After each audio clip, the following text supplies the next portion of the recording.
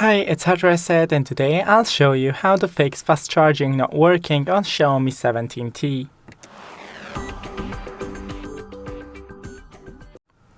So first, check the cable and the charger for any damage and compatibility with your phone, and use the original cable and the charger. Right here, you have the charging port of your phone. Clean it with a non-metallic tools. Don't use any metallic tools because you may damage the port, but you can use the compressed air, Q-tips, or wooden sticks.